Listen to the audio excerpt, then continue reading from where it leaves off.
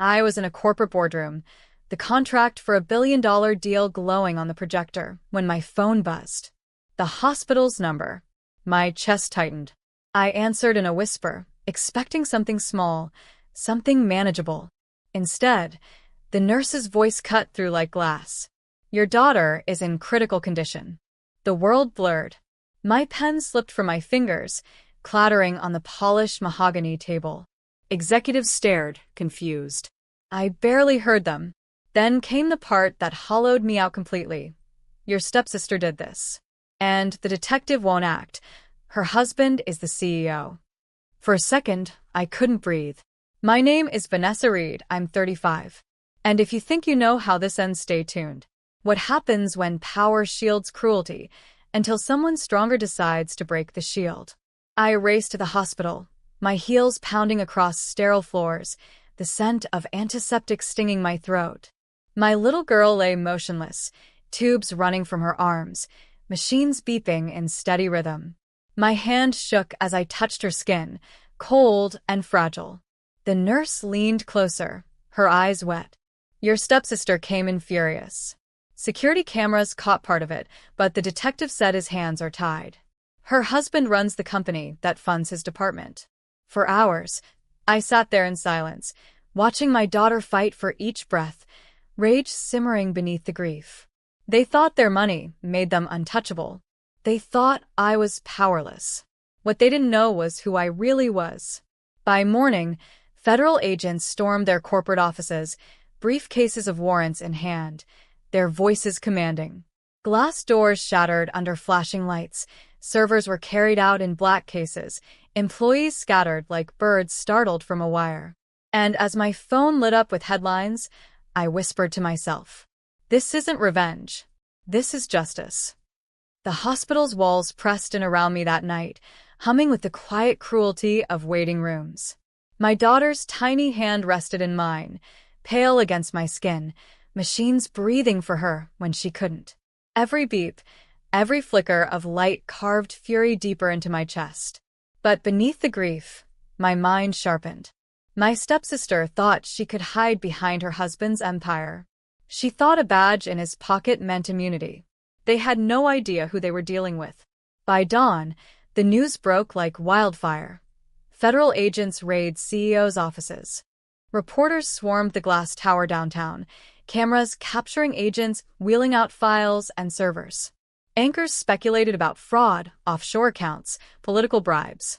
While the world gasped, my phone buzzed with messages from numbers I hadn't seen in years. Is this your doing? Vanessa, what happened? I didn't answer. Because this wasn't about them.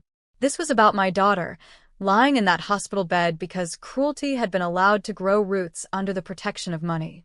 At noon, the detective who had dismissed the case the day before showed up at the hospital, his face pale, his voice trembling. Mrs. Reed, we're reopening the investigation. Things have changed. Changed. As if it was luck. As if it wasn't me. I looked him dead in the eyes. You ignored her blood yesterday. Don't pretend today is justice. This is cleanup. He couldn't hold my gaze. That evening, I stood by the window of my penthouse, city lights flickering like nervous eyes. My daughter slept, her breathing steadier now, nurses moving gently around her. My reflection in the glass looked nothing like the woman they had dismissed as family disappointment years ago. They had tried to erase me with words. They had tried to cage me with hierarchy. Now, I was the storm tearing through their illusion of safety. And the storm had only begun. The raid was only the first domino. By the third day, headlines screamed across every platform. Corporate fraud scandal unveiled. Employees whispered to reporters. Photos of shredded documents hit the internet, and the CEO, my stepsister's husband, vanished behind a wall of lawyers. But none of it mattered to me more than the sound of my daughter's breathing. I sat at her bedside, listening, waiting for her eyes to open. Each flutter of her lashes was worth more than the billion-dollar collapse unraveling outside. Still, justice wasn't finished. My stepsister hadn't been seen since that night. The family buzzed with excuses. She didn't mean it. She was overwhelmed. It's all exaggerated. They didn't know I had the footage. The nurse slipped me a USB drive, grainy hospital security video of my stepsister storming down the hallway, shouting, her hands pushing too hard, my little girl's scream echoing faintly before the camera cut. Proof. Enough to shatter every lie.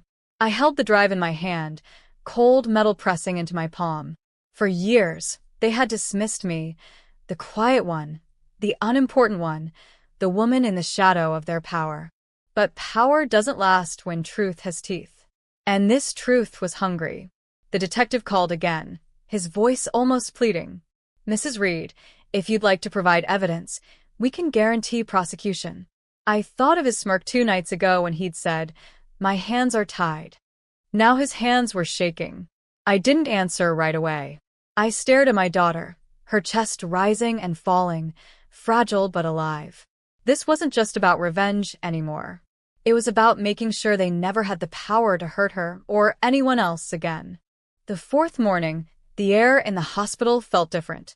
Nurses whispered in corners, their eyes flicking toward me with a mix of pity and respect. They had seen the headlines. They knew something was shifting. My phone buzzed again. This time, it wasn't the detective. It was my stepsister. A single, desperate message. We need to talk. Please don't let them destroy us. I stared at the screen, my jaw tightening. Us. She still thought we were bound together. That blood was a shield against consequence. I typed back one line. You did that yourself. Then I turned the phone face down. At my daughter's bedside, I brushed her hair gently from her forehead. She stirred, her eyes half opening for the first time. My throat tightened. You're safe now, baby. I promise. Outside the window, sirens wailed in the distance. The city was cracking open their empire, one subpoena at a time. By noon, the detective returned, his arrogance replaced by humility. Mrs. Reed, he said softly, we've received federal orders. Your stepsister is no longer untouchable. If you have the footage, he paused, almost ashamed. It could end this. I looked at him, holding the USB drive in my hand. For once, I didn't feel powerless. I didn't feel erased. I felt like the axis everything turned on. And for the first time, they couldn't stop me. That evening, I left the hospital for the first time in days. The city air was sharp, filled with flashing lights from news vans parked outside the courthouse. Reporters swarmed, chasing anyone connected to the scandal. I walked straight through them, the USB drive tucked safely in my purse. For years, I had been silent in family gatherings, ignored in boardrooms, dismissed as the less important Reed. Tonight, every camera lens turned toward me. Ms. Reed, do you have evidence? Are the rumors true? Did the CEO's wife attack your daughter? Their questions collided like thunder, but I didn't flinch. My heels clicked across the pavement with a rhythm of certainty. I wasn't here to perform. I was here to deliver. Inside the federal building, an agent met me at the door. We've been expecting you. His voice was calm, professional, but I caught the flicker of relief in his eyes. They had been chasing whispers. I was carrying proof. I placed the USB on the table, the small device heavier than any gold.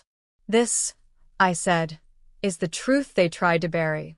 He nodded, sliding it across to a technician. Within minutes, the footage lit up the monitor. Gasps filled the room.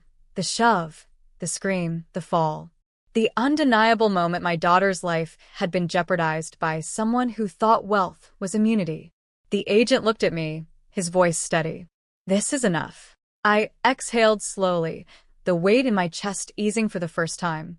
For years, they thought my silence was weakness. Tonight, it became the weapon that would undo them. The footage spread like wildfire. By the next morning, every major network replayed it on loop. My stepsister storming down the hospital corridor, my daughter's small frame colliding with the floor. The headlines were merciless. CEO's wife under federal investigation. My phone buzzed nonstop. Lawyers, reporters, distant relatives. Everyone wanted a piece of the story. I ignored them all. Instead, I sat at my daughter's bedside, holding her hand as she stirred awake again.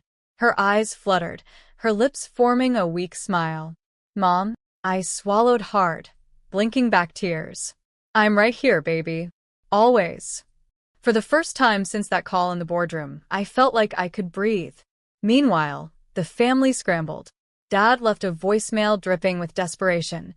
Vanessa, you can't let them arrest your sister. Think of the family name. The family name. That name had been used to silence me, to chain me, to keep me in line. Now it was nothing but a badge of shame. That evening, federal agents swarmed their estate. Neighbors filmed as my stepsister was escorted into a black car, her once perfect hair disheveled, her face pale. The CEO, her husband, stood helpless, drowning under the weight of financial crimes that no amount of influence could erase. I watched it all unfold from the hospital room, the news playing muted on the small television in the corner. My daughter squeezed my hand, her voice faint but clear. Are we safe now? I kissed her forehead. Yes, sweetheart. We're safe. Because justice had finally broken through walls that money built. And for the first time, the empire that mocked me was crumbling at my feet. The world moved quickly once the footage aired. Indictments followed within days. The CEO's face plastered every news outlet, headlines circling fraud, bribery, obstruction of justice.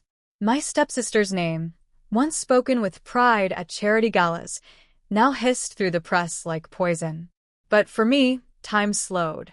My daughter's recovery became my world. Every day she grew stronger, sitting up, eating small bites, whispering questions about when we'd go home. I answered gently, holding her hand as though it tethered me to the earth. Still, messages slipped through the cracks. Cousins begged me to show mercy. An uncle emailed, urging me to think of the family's legacy. Even my father tried again. Vanessa, this could ruin us for good. Drop it while you can. Drop it. As if justice were a game of cards I could fold out of pity. I looked at my reflection in the hospital's window one night. Tired eyes, but steady. Stronger than the girl they used to overlook at holidays. Stronger than the woman dismissed in business meetings. Stronger than the daughter they labeled a disappointment. I whispered to myself, you wanted me invisible, but now you can't escape the sight of me. And it was true.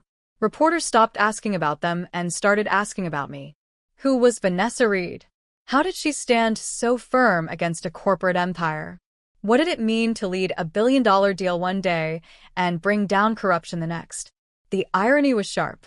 The very family that had spent years silencing me had handed me a louder voice than I'd ever dreamed of. And I intended to use it, not for revenge. For closure. The boardroom gleamed with glass walls and sharp suits. I stood at the head of the table, pen in hand, finalizing a billion-dollar deal that would secure my company's future. The room buzzed with anticipation until my phone vibrated. The hospital's number. I hesitated, then answered. A nurse's voice, steady but urgent. Your daughter is in critical condition. My hand froze, the pen slipping from my grasp. Executives stared as the words tore through me. I whispered, what happened? The nurse's next sentence felt like ice in my veins. Your stepsister did this, and the detective won't act. Her husband is the CEO. For a moment, the air left the room. The deal, the contracts, the $1 billion, all meaningless. My daughter, my only child, hurt. My name is Vanessa Reed, I'm 35. And if you think you know how this ends, stay tuned. What happens when cruelty hides behind power and discovers power can be broken? I rushed from the boardroom, heart pounding, heels striking marble. At the hospital, fluorescent lights buzzed overhead. My little girl lay still, machines keeping time in shallow beeps. I held her hand, cold and fragile, rage pressing against my ribs. They thought money was a shield. They thought influence would protect them. They didn't know who I was. By dawn, federal agents stormed their offices. Doors shattered. Servers seized. Headlines erupted. And my whisper turned into a vow. This isn't revenge. This is justice.